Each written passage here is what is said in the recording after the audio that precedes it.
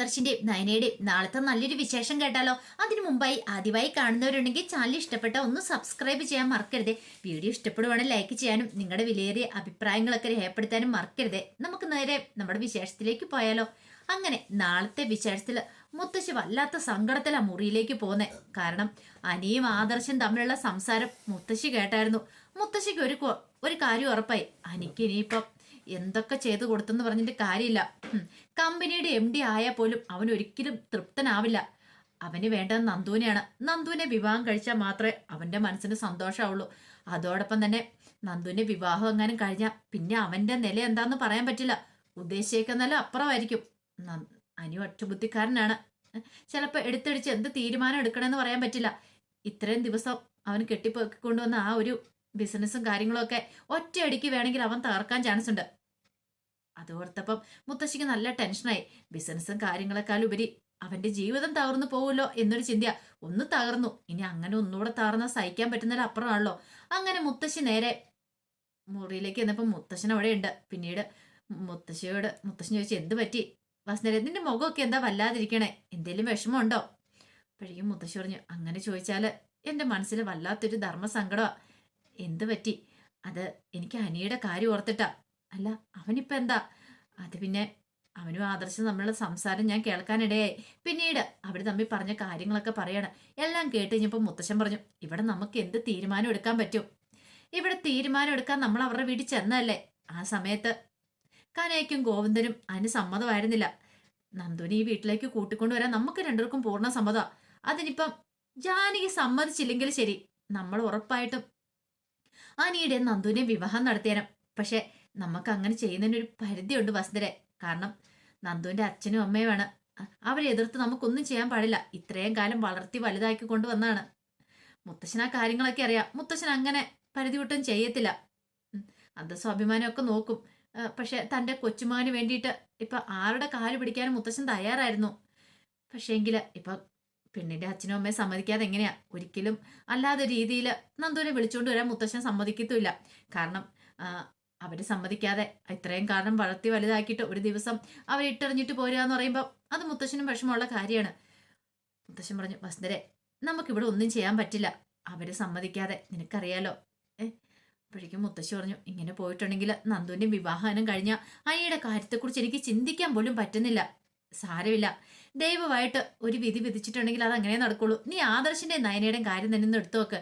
നമ്മൾ ആരെങ്കിലും പ്രതീക്ഷയാണോ ആദർശ് നയനയും കല്യാണം കഴിക്കൂന്ന്? പക്ഷേങ്കില് നവ്യയുടെ കഴുത്തി താലി അർത്താൻ പോയ ആദർശ് നയനയുടെ കഴുത്തി താലി അർത്തി. അതുകൊണ്ട് എന്തായി? നല്ലൊരു ജീവിതം കിട്ടുകയും ചെയ്തു. പക്ഷേങ്കില് അതാണ് വിധി എന്ന് പറയുന്നത്. അതുപോലെ ഇവിടെ എന്തെങ്കിലും സംഭവിക്കുമെന്ന് അറിയില്ലല്ലോ. ചിലപ്പം അവസാന നിമിഷം വരെ നോക്കാം, നമുക്ക് എന്തെങ്കിലും അത്ഭുതം സംഭവിച്ചാലോ. അപ്പോഴേക്കും മുത്തശ്ശി പറഞ്ഞു, അതിന് എനിക്കൊരു അത്ര വിശ്വാസം കാര്യങ്ങളൊന്നുമില്ല. ആദർശം നയനയുടെ കാര്യം പറയുന്ന പോലെ അല്ലല്ലോ. അവര് പരസ്പരം കണ്ടിഷ്ടപ്പെട്ടവരൊന്നും അല്ലല്ലോ. പക്ഷെ ഇതങ്ങനെയല്ല. ഇവരുടെ രണ്ടുപേരുടെ മനസ്സിലുണ്ട്. അനിയുടെ മനസ്സിൽ നന്ദുണ്ട്, നന്ദുവിന്റെ മനസ്സിൽ അനിയുമുണ്ട്. കല്യാണം കഴിഞ്ഞാലും നന്ദുവിന്റെ ജീവിതം എങ്ങനെയാണെന്ന് അറിയില്ല. അനിയുടെ ജീവിതം നമ്മൾ കണ്ടതല്ലേ. ഇനിയിപ്പം നന്ദുവിന്റെ ജീവിതത്തിലേക്ക് സച്ചിൻ എന്ന് പറഞ്ഞാൽ അവൻ കയറി വന്നിട്ടുണ്ടെങ്കിൽ അവൻ എത്രക്കാരനാന്ന് പോലും അറിയില്ല. അവളുടെ ജീവിതം കൂടെ നശിച്ചു കാണാൻ നമ്മൾ ആഗ്രഹിക്കുന്നില്ലല്ലോ. സാരമില്ല വസുന്ധരെ, ഇപ്പൊ തൽക്കാലത്തേക്ക് നീ അതൊന്നും ഓർത്ത് ടെൻഷൻ അടിക്കേണ്ടതൊക്കെ പറഞ്ഞുകൊണ്ട് മുത്തശ്ശിയെ സമാധാനിപ്പിക്കുന്നുണ്ട്. ആ സമയത്ത് അനി രാകേഷിനെയും വിഘ്നേഷിനെയും ഒക്കെ കാണാൻ ചെല്ലുവാണ്. ചെന്നിട്ട് കാര്യങ്ങൾ പറഞ്ഞു, എടാ നമുക്കൊരു സ്ഥലം വരെ പോണം. എങ്ങോട്ട്? പറഞ്ഞല്ലോ, നന്ദുവിന്റെ വിവാഹ നിശ്ചയമാണ് നാളെ. അത് മുടക്കാനുള്ള എന്തേലും പരിപാടി ഒപ്പിക്കണം. പരിപാടി ഒപ്പിക്കാനോ? അതെ, അയാളെ കുറിച്ച് അത്ര നല്ല മതിപ്പൊന്നും അല്ല നന്ദുവിനുള്ള. അവനാള് തരികടയാന്നാ പറയണേ ആ സച്ചി. അങ്ങനെയാണെങ്കിൽ അവന്റെ വീടിന്റെ അടുത്തുള്ള പരിസരങ്ങളൊക്കെ ഒന്ന് പോയി സെർച്ച് ചെയ്യുവാണെങ്കിൽ നമുക്ക് കുറച്ച് ഡീറ്റെയിൽസ് കിട്ടും. സെർച്ച് ചെയ്യാനോ? അല്ല, വീടിനടുത്തുള്ള ആൾക്കാരുടെ ഒക്കെ ചോദിച്ചാൽ അവന്റെ സ്വഭാവ ഗുണങ്ങളെ കുറിച്ചൊക്കെ നമുക്ക് കിട്ടും. ഇത് എന്റെ അവസാന ചാൻസാ. എനിക്കിനി ഇങ്ങനൊരു ചാൻസ് കിട്ടത്തില്ല. ഒരു പക്ഷെ നന്ദുവിന്റെ വിവാഹം കഴിഞ്ഞാൽ പിന്നെ ഞാൻ എന്തായി തീരുമെന്ന് പോലും എനിക്കറിയില്ല. രാകേഷ് പറഞ്ഞു, എടാ ഒരു കാര്യം ചെയ്യാൻ മേലേ, നിനക്ക് ഇത്ര കഷ്ടപ്പെടേണ്ട കാര്യമുണ്ടോ? നിനക്ക് അവളെ വിളിച്ചിറക്കിക്കൊണ്ട് വന്നാ എന്താ? ഞങ്ങളൊക്കെ ഇല്ലേ നിന്റെ കൂടെ? പിന്നെന്താ നിന്റെ പ്രശ്നം? എടാ, അങ്ങനെ വിളിച്ചിറക്കിയ വരുന്നൊരു പെണ്ണാണോ അവള്? അവൾ അച്ഛനും അമ്മയും വിട്ട് വരത്തില്ല എന്ന് പറഞ്ഞാൽ അവരുടെ സമ്മതം ഇല്ലാതെ അവളൊന്നും ചെയ്യത്തില്ല. അവൾക്ക് അത്ര പ്രിയപ്പെട്ട, അല്ലെങ്കിലും അവൾ അങ്ങനെ ചെയ്തിട്ടുണ്ടെങ്കിൽ പിന്നെ അവരുടെ കുടുംബത്തിനൊരു സന്തോഷം ഉണ്ടാവുമോ? അവളുടെ അമ്മ ആത്മഹത്യ ചെയ്യാൻ തുടങ്ങിയതാ. ഈ കല്യാണത്തിന് സമ്മതമല്ലെന്ന് പറഞ്ഞപ്പോൾ അങ്ങനെ എന്തെങ്കിലും സംഭവിച്ചാൽ പിന്നെ ഞങ്ങൾക്ക് സന്തോഷത്തോടെ ജീവിക്കാൻ പറ്റുമോടാ. പിന്നെ അവളുടെ ജീവിതം എന്തായി തീരും? ഞങ്ങളുടെ ജീവിതം തകർന്നു പോയില്ലേ? അതിനൊരിക്കലും അവൾ സമ്മതിക്കില്ല. അപ്പൊ പിന്നെ എന്താണ് ചെയ്യുക? നീ ഒരു കാര്യം ചെയ്യുക, അവരുടെ കയ്യെ കാലെ പിടിച്ചിട്ടാണെങ്കിലും അതൊന്നും നടക്കില്ലടാ. ഞാൻ പോയി അവരോട് സംസാരിച്ച അവർക്ക് ഇതിന് സമ്മതമല്ലാന്ന് പറഞ്ഞു. എന്നാ പിന്നെ ഒരു കാര്യം ചെയ്യാം, ഇനി പോകുമ്പഴി അവൻ ഊടായ്പാണെങ്കിൽ അവന്റെ കള്ളത്തരങ്ങളൊക്കെ പുറത്തു കൊണ്ടുവരാന്നുള്ളതാണ്. നമുക്കൊരു കാര്യം ചെയ്യാം, നിന്റെ കൂടെ എന്തിനും ഏതിനും ഞങ്ങളുണ്ടായിരിക്കും, നീ വാടാന്നും പറഞ്ഞുകൊണ്ട് ഇങ്ങനെ സച്ചിന്റെ നാട്ടിലേക്ക് അവർ പുറപ്പെടുവാണ്. കുറെ സമയം കഴിഞ്ഞപ്പോൾ നന്ദുവിന്റെ കോള് വരുന്നേ. നന്ദു വിളിച്ചിട്ട് അനിയോട് ചോദിച്ചു, നീ ഇതെവിടെയാ? എടി ഞങ്ങള് അവന്റെ നാട്ടിലേക്ക് പോയിക്കൊണ്ടിരിക്കുക. ആ സച്ചിന്റെ എടാ എത്രയും പെട്ടെന്ന് തന്നെ അന്വേഷിക്കുക. എന്നെ കൊണ്ട് പറ്റാവുന്ന രീതിയിലൊക്കെ ഞാനും ട്രൈ ചെയ്യുന്നുണ്ട്, നീ പേടിക്കണ്ട.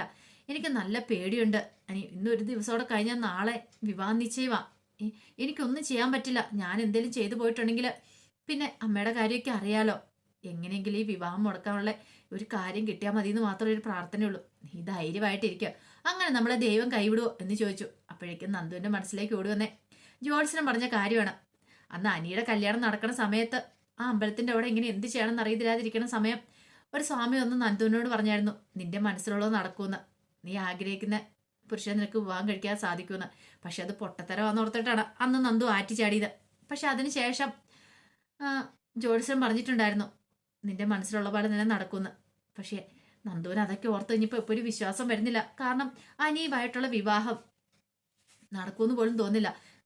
സജീവായിട്ടുള്ള വിവാഹം നിശ്ചയം നാളെ നടക്കുക. അതിനിടയ്ക്ക് എന്തെങ്കിലും ഒരു അത്ഭുതം സംഭവിച്ചാൽ മാത്രമേ തനിക്ക് ഇനിയിപ്പോൾ അനിയെ സ്വന്തമാക്കാനായിട്ട് പറ്റുള്ളൂ. നന്ദുവിന്റെ വിഷമം എന്താണെന്ന് അനിക്ക് മനസ്സിലായി. അനി ഒരു വിധത്തിൽ നന്ദുവിനെ സമാധാനിപ്പിച്ചു. നീ ടെൻഷൻ അടിക്കാതിരിക്കുക, നിശ്ചയത്തിന് ഒരു ദിവസം കൂടി ഉണ്ടല്ലോ എന്നൊക്കെ പറഞ്ഞിങ്ങനെ സമാധാനിപ്പിക്കുവാണ്. അതിനുശേഷം ആദർശ് മുറിയിലേക്ക് വരുമ്പോൾ ദേവേനി അങ്ങോട്ടേക്ക് വന്നു. ദേവേനി വന്നിട്ട് പറഞ്ഞു, എടാ നന്ദുവിന്റെ വിവാഹ നിശ്ചയമല്ലേ നാളെ? അതെ അമ്മേ, നമുക്ക് എന്ത് ചെയ്യാൻ പറ്റും? എന്നാലും നന്ദുവിന്റെ അനിയുടെ കാര്യം ഓർത്ത് കഴിയുമ്പം അവളുടെ കല്യാണം അങ്ങനെ കഴിഞ്ഞിട്ടുണ്ടെങ്കിൽ അനി എന്ത് ചെയ്യൂടാ? അതിനെക്കുറിച്ചൊന്നും എനിക്കറിയില്ലമ്മേ. ഞാൻ നയനയും കൂടെ പോയത് അവളുടെ വീട്ടില്, നന്ദുവിന്റെ വീട്ടില് ഒന്ന് പോയി കാര്യങ്ങളൊക്കെ സംസാരിക്കാന്ന് കരുതിയിട്ട്. പക്ഷെ അവളുടെ അമ്മ ആത്മഹത്യക്ക് ശ്രമിച്ചുകൊണ്ട് എനിക്ക് ഒന്നും പറയാൻ പോലും പറ്റിയില്ല. അല്ലെങ്കിൽ ഞങ്ങൾ എന്തു പറയാനായിട്ടാ? ദേവയാനി പറഞ്ഞു, എനിക്കതൊക്കെ ഓർക്കുമ്പോൾ നല്ല ടെൻഷൻ ഉണ്ടാ. ഇനിയെങ്കിലും അവന്റെ ജീവിതത്തിൽ നല്ലൊരു പെൺകുട്ടി വന്നാൽ മതിയായിരുന്നു. നന്ദു നല്ലൊരു പെൺകുട്ടിയായിരുന്നു, ഈ കുടുംബത്തിന് ചേർന്നവളാ. ഈ പറയുന്ന നയനെപ്പോലെ സ്വഭാവമുള്ളവളാ നന്ദു. പക്ഷെ നവ്യ അത്രയ്ക്ക് പോരാ. പക്ഷെ നന്ദു അങ്ങനെയല്ല, എനിക്കതറിയാമേ. പക്ഷെ നമുക്ക് ചെയ്യുന്നതിന് ഒരു പരിധിയൊക്കെ ഇല്ലേ? നമ്മളെ കൊണ്ട് പറയാനല്ലേ പറ്റുള്ളൂ. അവരല്ലേ അതിന് സമ്മതിക്കണ്ടേ? അവർക്ക് ആ സച്ചിനുമായിട്ടുള്ള ബന്ധത്തിനാ താല്പര്യം. പക്ഷെ എനിക്കെന്തോ ആദർശേ, എനിക്ക് അവനെ ഒട്ടും അങ്ങോട്ട് ഇഷ്ടപ്പെട്ടിട്ടില്ല. അതൊക്കെ തന്നെയമ്മേ ഞങ്ങളുടെ അവസ്ഥ. അവനാള് തരികടയാന്നാ അനിയും നന്ദുവും പറയുന്നേ. ഞങ്ങൾ ആദ്യമൊക്കെ കരുതിയത് ഈ വിവാഹം മുടക്കാനായിട്ട് പറയുന്നതാ. പക്ഷെ ആ പറഞ്ഞതിൽ എന്തൊക്കെയോ കാര്യങ്ങളുണ്ടെന്ന് എനിക്കും തോന്നേ. ദേവേനി പറഞ്ഞു, എടാ നീ നോക്കിയിട്ടുണ്ടെങ്കിൽ ഈ വിവാഹം മുടക്കാൻ പറ്റില്ലേ? എനിക്ക് എന്ത് ചെയ്യാൻ പറ്റും? അല്ല എങ്ങനെയെങ്കിലും കനകയോടും ഗോവിന്ദനോടും ഒന്നുകൂടെ സംസാരിച്ചാലും. ഇല്ലമ്മേ, നാളെ നിശ്ചയം നടത്താനിരിക്കുക. അവരൊരിക്കലും ഇതിന് വഴങ്ങത്തില്ല. അവർക്കിനി ഒരു മോളെയും കൂടെ ഇങ്ങോട്ട് വരാൻ താല്പര്യമില്ല. അത് മാത്രമല്ല, ഇത് ഇളയമ്മ സമ്മതിക്കുമെന്ന് തോന്നുന്നുണ്ടോ? ഇളയമ്മ സമ്മതിക്കാത്തടത്തോളം കാലം ആ വീട്ടുകാർ എന്തിനും അതിനും മുതിരത്തുമില്ല. അവർക്കറിയാലോ ഇങ്ങോട്ടേക്ക് പറഞ്ഞു വിട്ടിട്ടുണ്ടെങ്കിൽ നന്ദുവിന്റെ ജീവിതം എങ്ങനെയായി തീരുമെന്ന്. അതുകൊണ്ട് അവരും മടിക്കുന്നത്. ദേവേനിക്കും ഭയങ്കര സങ്കടമായി. ദേവേനി പറഞ്ഞു, എനിക്ക് നല്ല സങ്കടം വരുന്നുണ്ട്. നാളെ ഇനി എങ്ങനെ അങ്ങോട്ട് ചെല്ലുന്നേ? നന്ദുവിന്റെ വിവാഹ നിശ്ചയം കണ്ടുകൊണ്ട് നിൽക്കാൻ പറ്റില്ലടാ എനിക്ക്. നാളെ പോവാതിരിക്കാനും പറ്റില്ലല്ലോ. പോവാതിരിക്കരുത്, പോണോ അമ്മേ? പോവാതിരുന്നിട്ടുണ്ടെ അവരോർക്കും നമ്മളെന്തോടാ നമുക്ക് എന്തോ ഒരു ബുദ്ധിമുട്ടുള്ള പോലെ അവർക്ക് തോന്നില്ലേ? നമ്മളെല്ലാത്തിനും ചെന്ന് സഹകരിക്കണം എന്നൊക്കെ പറയണം. ആ സമയത്ത് നയന വീട്ടിൽ തന്നെയായിരുന്നു. കാരണം നാളെ നിശ്ചയമല്ലേ, അപ്പൊ അതിന് വേണ്ടുന്ന ഒരുക്കങ്ങളൊക്കെ നടത്തണം. നന്ദുവാണ് നല്ല ടെൻഷനോട് കൂടിയിട്ടാണ് വീട്ടിലേക്ക് വരുന്നത്. അങ്ങനെ വീട്ടിലേക്ക് വന്ന് ആരോടും ഒരു വാക്കുപോലും സംസാരിക്കാതെ മുറിയിലേക്ക് പോയി. അപ്പോഴേക്കും കനക വന്ന് നയനയോട് പറഞ്ഞു, കണ്ടില്ലേ മോളെ, നാളെ നിശ്ചയമുള്ള പെണ്ണ, അവൾക്ക് ഒരു താല്പര്യമില്ല. നീ ഒന്ന് പോയി അവളെ ഒന്ന് ഉപദേശിക്കുക, എന്തേലും ഒന്ന് പറ.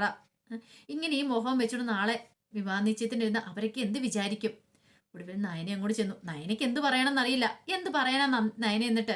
നയനയ്ക്കറിയാം നന്ദുവിന്റെ മനസ്സിൽ എന്താന്ന്. അങ്ങനെ നയന എന്നിട്ട് പറഞ്ഞു, എന്താ നന്ദു നീ ഇങ്ങനെ ഇരിക്കണേ? നീ ഒന്നിനും ഒരു ചൂടൊന്നും ഇല്ലല്ലോ, ഒരുമാതിരി തണുത്തുറഞ്ഞിരിക്കുന്ന മോണക്ക്. ഇങ്ങനെയാണെങ്കിൽ എങ്ങനെയാ? അപ്പോഴേക്കും നന്ദു പറഞ്ഞു, ചേച്ചിക്കറിയാലോ ഞാൻ അനി എത്രമാത്രം ഇഷ്ടപ്പെടുന്നുണ്ടെന്ന്. ഇനിയെങ്കിലും എനിക്ക് മനസ്സ് ഓർക്കാതിരിക്കാൻ പറ്റില്ല ചേച്ചി. ഇപ്പോഴും എൻ്റെ മനസ്സിൽ അവനാ, അവൻ്റെ മനസ്സിൽ ഞാനും. കല്യാണം നിശ്ചയം നടന്നാലും കല്യാണം നടന്നാലും എൻ്റെ ജീവിതം എങ്ങനെയാവുമെന്ന് എനിക്കറിയില്ല. ഒരാളെ മനസ്സിലിട്ടുകൊണ്ട് മറ്റൊരാളുടെ ജീവിതത്തിലേക്ക് കടന്നു ചെല്ലുക എന്ന് പറഞ്ഞാൽ അത് എന്നെ സംബന്ധിച്ചിടത്തോളം വല്ല ബുദ്ധിമുട്ടുള്ള കാര്യമാണ്. അതുകൊണ്ട് ജീവിതം എങ്ങനെയൊന്നും പറയാൻ പറ്റില്ല.